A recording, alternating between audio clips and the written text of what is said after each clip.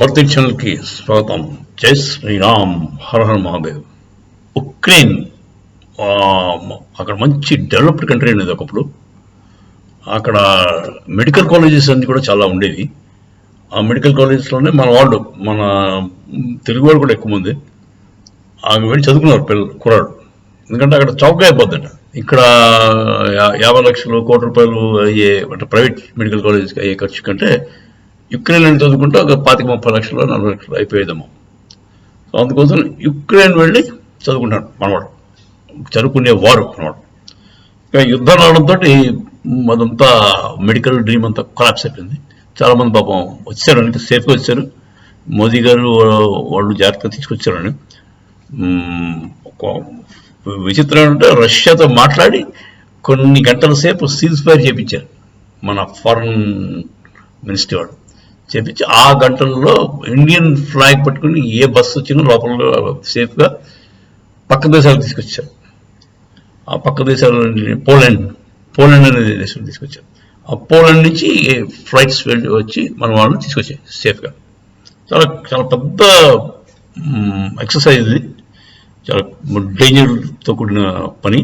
కానీ మోదీ గారు చాలా అతనికి ఉన్న పలుకుబడంతా పుట్టినతో వాడి రష్యాని కొంతసేపు ఆగమని చెప్పి మన వాళ్ళందరూ సేఫ్గా తీసుకొచ్చారు. చాలా గొప్ప విషయం చేశారు. కాకపోతే ఇప్పుడు ఏమవుతుంది, అక్కడ ఉక్రెయిన్లో వాడు జెలెన్స్కీ అనే పనికిరాని పాలకుడు ఉన్నాడు కదా, వాడి వల్ల వచ్చింది ఇదంతా. వాడు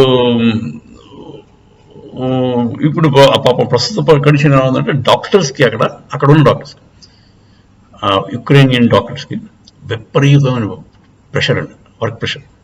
రాత్రి పగలు 24 గంటలు పనిచేసినా కూడా తరగని పేషెంట్స్. అంటే అందరూ కూడా సోల్జర్సే, యుద్ధంలో దెబ్బలు కొట్టుకున్నాడు. చేయి కాలిపోయినవాడు ఒకడు, చేయికి పోయినవాడు ఒకడు, అలాగే బుల్లెట్ తీయవలసిన వాడు ఒకడు.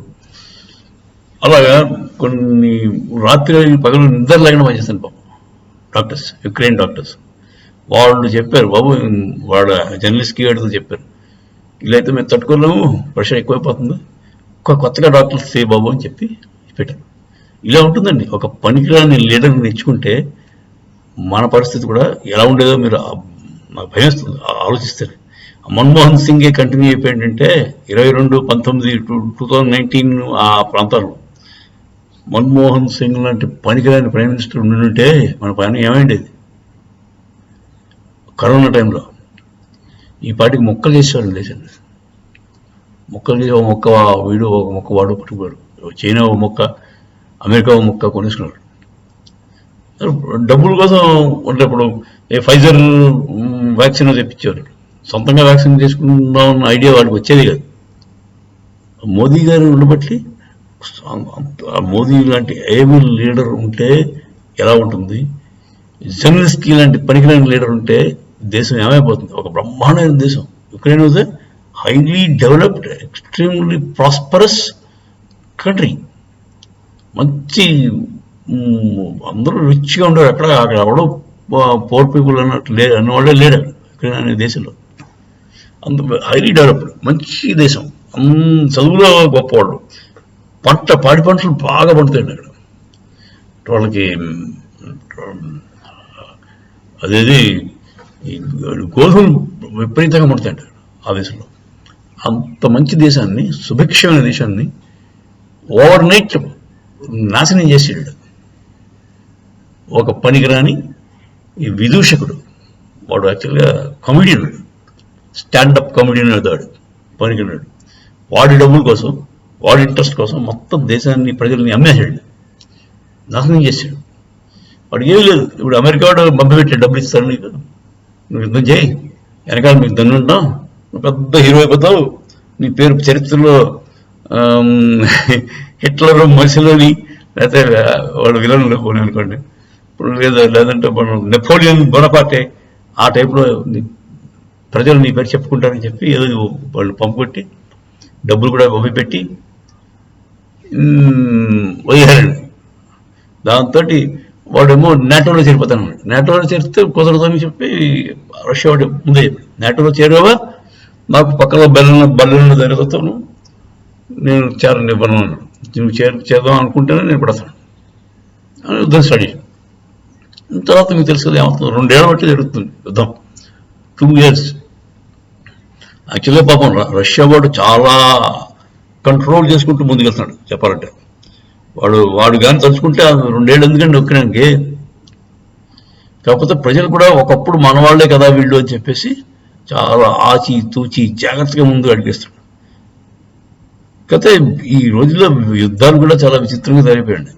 పూర్వకాలంలో లేవు. పూర్వకాలంలో యుద్ధం అంటే ఒక దేశంతో ఇంకో దేశం వాళ్ళ సొంత సోల్జర్స్ దెబ్బలాడుకున్నారు. ఇప్పుడు అలా కాదండి, మీకు కాంట్రాక్టులు దొరికేస్తారు, మీకు కాంట్రాక్ట్ సోల్జర్స్ దొరికేస్తారు. వాడు వ్యాగనార్ గ్రూప్ వాడు ఎంత దొంగలు అదే ప్రిజనర్స్ అంటే దొంగతనం చేసి ఏదో మహాఘాతకాలు చేసి జైల్లో ఉంటారు కదా, వాళ్ళకి పైకి రావడానికి అవకాశం ఉండదు. వాళ్ళందరికీ కొంచెం ట్రైనింగ్ ఇచ్చేసి ఈ బయట వదిలేస్తానమాట. నువ్వు యుద్ధం మాకు చేస్తానంటే రష్యావాడు రేపులు, మర్డర్లు, జలో క్రైమ్లన్నీ చేసిన వాళ్ళందరినీ కూడా ఇదొక మంచి అవకాశం.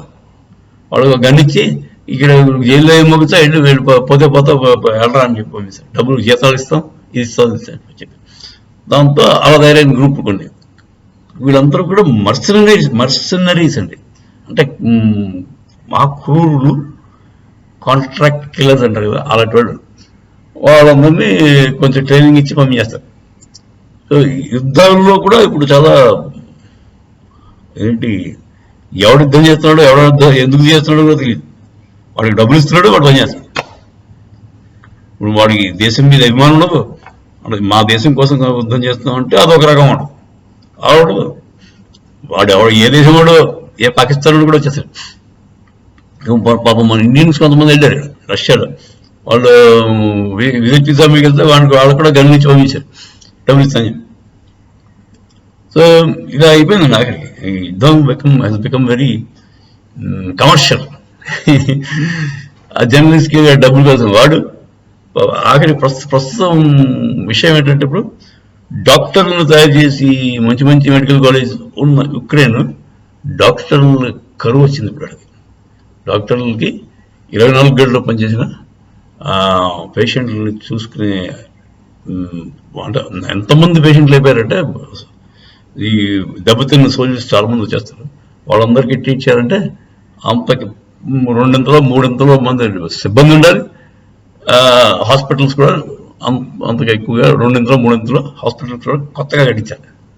సరే, హాస్పిటల్స్ అయితే ఇప్పుడు కొత్తగా కట్టించడం అవదు. అట్లీస్ట్ సిబ్బందిని పెంచుకుంటే వాళ్ళు ఏదో టెంపరీ హాస్పిటల్స్ తయారు చేసుకుని చేస్తారు. అదే మన యుక్రెయిన్ అధ్యక్షుడు ఎవడో జర్నలిస్ట్కి అడిగి సిగ్గులేని ఆడికి పాపం డాక్టర్లు అందరూ అజ్జి పెట్టారు, బాబు మేము చేయలేకపోతాం, ఇంకా కొత్త డాక్టర్లు తీసుకురండి అని. ఎవడొస్తారు ఇప్పుడు? వార్ టౌన్ ఏరియాలో ఎవడైపోతారు చెప్పండి, ఏ డాక్టర్ వెళ్తారు? నాకైతే అది కొంచెం కష్టం అనిపిస్తుంది. ఎంత డబ్బులు ఇస్తే వెళ్తారు, ప్రాణం పోతుందని అని తెలిసి. అదేదా మంచి లీడర్ ఉంటే ఒక దేశంలో ఉంటుంది. ఒక పరికరాన్ని ఎవరిని పడితే వాడిని ఏం చేసుకుందాం, ఏ కేజ్రీవాల్ లేకపోతే